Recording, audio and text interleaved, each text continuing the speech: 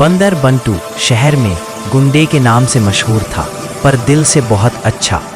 एक दिन सिया नाम की लड़की रो रही थी क्योंकि कुछ बदमाश उसका बैग छीनकर भाग गए थे। बंटू ने उनकी बाइक पर छलांग लगाई, उन्हें गिराया और बैग वापस ले आया। सिया ने कहा, तुम गुंडे जैसे दिखते हो पर दिल के बहुत अच्छे हो। उस दिन से बंटू हीरो गुंडा बन गया।